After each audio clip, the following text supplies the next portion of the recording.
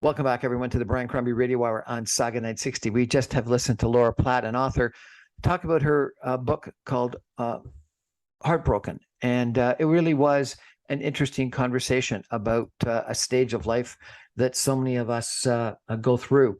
And I tried to push her to speak about breakups and sort of a self-help kind of approach to dealing with breakups and heartbreaks and being heartbroken. And she refused, which is really kind of interesting, because really what she wanted to do was to have us not dwell in, but certainly think about and not move on too quickly, the heartbreak and being heartbroken and what it all meant, and really to learn from it, grow from it, be strengthened from it, have a more interesting experience set from it, etc., which I think is an interesting sort of attitude. She called it philosophical contemplation. And I think that's kind of interesting, that whenever dealt with challenging stuff in life, maybe don't just move on right away. Maybe actually have some time where you philosophically contemplate it, and maybe that is actually helpful. So she talked about sort of this, step process that people talk about, and that breakups or heartbreak is comparable to grief, and that we're all familiar with these steps. I actually wasn't, and so I thought I would go back and check them out, because I've lost someone very important to me, my mother, recently, and I thought it would be interesting to find out what these steps were, and many of you probably know them, but let's talk about them. Stage one, denial, where you obviously object to what was happening. You deny that actually happened. Number two, intense emotions, that you have the shockwave, that you think through, and you can't stand the idea of what happened. Then stage three, bargaining, that you try to get back. You try to bargain with the ex, or bargain with your God, or bargain with whoever, and trying to think through how you could have made things differently.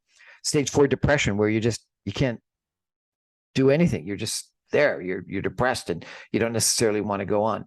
Stage five, acceptance, that you sort of get to the stage that you know that it's happened and you're going to move on. I actually don't think that is helpful. And I think that Laura may have been right, because just accepting isn't the right thing. It's learning. And I really had an interesting session this week with my mother's passing, and a celebration of life. And the minister put it very well. And in conversation with my siblings, I think it was expressed well, that she lived a good life. And a funeral, a memorial service, wasn't the appropriate thing. It was obviously, it's way too bad that she's gone. And I think she's gone too early, but she was 90 and she lived a very good life, and she had a extremely peaceful departing. And so I don't think it's acceptance. I don't think it's celebration, but celebration of life is sort of close. I want to celebrate her death in any way, shape, or form. But I was very proud to do the eulogy at her service, and I really did think it was a celebration of life. And so I think there's something different than acceptance and moving on. I think it is a celebration of her. And I think that breakups, heartbreak can be similar. And what Laura was talking about was that at times you want to remember the part that individual played in your life. And so many people, when they break up or they move on, they want to wipe out the memory of the prior person, and cut up all the pictures, and close out social media, and not have anything to do with them. And I've heard that from some people, that you can't be friends with exes, and that if the ex is still around, that it's inappropriate in some way or shape or form. But if it truly was a wonderful relationship, even if it was not, a relationship for forever, it taught you something. It gave you certain experiences, hopefully some wonderfully positive, romantic, loving experiences. And shouldn't those be celebrated too, even if they're over and gone? Because they made you, to a certain extent, who you are.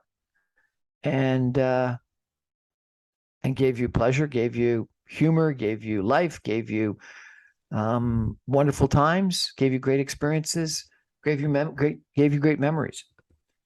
And so I really question this idea of acceptance and then putting it behind you and moving on, because maybe we should contemplate philosophically the role that people that have passed away have played in your life and people that have left your life have played in your life. Someone told me that people come into your life for a reason, a season, or a lifetime. And I think that that's actually a good attitude, that people can teach you lessons, teach you things, that other people can be there for a season and a wonderful experience, and other people can be there for a lifetime. I kind of like that attitude. And not everyone has to be in your life for a lifetime. Some deserve to be and some you want to be, but other ones, you're better off for having met them and having some experiences with them, far better than you would have been if you hadn't met them. And so thinking that just because it's over, it's terrible is wrong.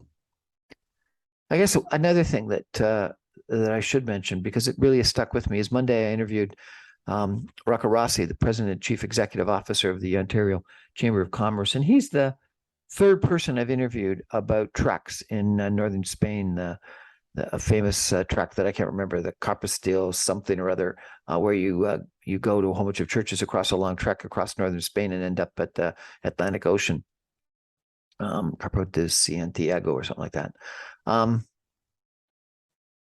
The first person interviewed said that what you wanted to do is you wanted to break in some boots, have them ready, set aside some money, have the trip planned out such that if you lost a job or lost a wife or lost a loved one and you needed to go through a cathartic experience, head off to this trek and do it. I had someone else come on and just say that they just wanted to have a spiritual experience. And it was a wonderful experience. Something they always wanted to do, was a bucket list thing that they wanted to do. And then Rocco talked about doing it more than a dozen times in different areas. And that's something he needed to go back to and feel nature and feel the spirit and have time on his own. Whatever the reason, something like that really speaks to me. And I'd love to be able to do that. I may not be in the best of shape to do that, but I'd love to do that. And so I do think that having a plan, it doesn't have to be this, eat, love, pray type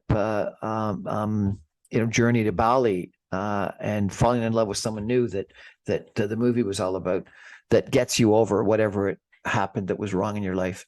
But thinking through doing something, maybe on your own, maybe with other people, but something physical in nature that has a spiritual aspect to it, that gives you a chance to think, that doesn't sort of just push you into acceptance and then getting on with your life right away, really appeals to me. And so I'm going to buy some hiking boots and work them in. Actually, I've already bought them, and I need to work them in. And I'm going to set out that route.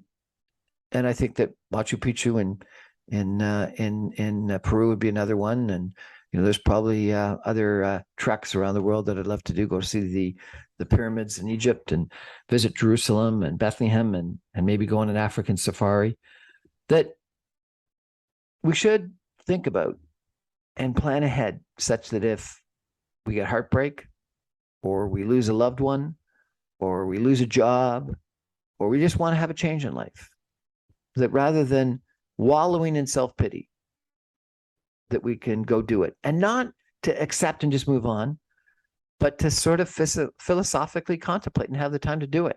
That we were talking about with our guest tonight, Laura Platt, who has written this really interesting book called HeartBroken, and really wanted us all to experience with her this heartbreak and this existence of being heartbroken, and think through what it all could mean. So what does that all say to you? Don't move on right away, and don't cut off those people in your life that were there, not forever, but for a season or a reason, and celebrate that they were part of your life, just like I celebrated my mom and that she was part of my life, and think about what they contributed, and be glad that they helped you become who you are. And you can be a little bit sad and shed a tear that they're gone, whether they passed away or whether they departed, because they wanted to depart from you. But each one of those people that you meet in life that play an important part of your life, even if it's not forever, have helped make you who you are. And they deserve to be loved. Thanks. Have a great evening. Have a great weekend.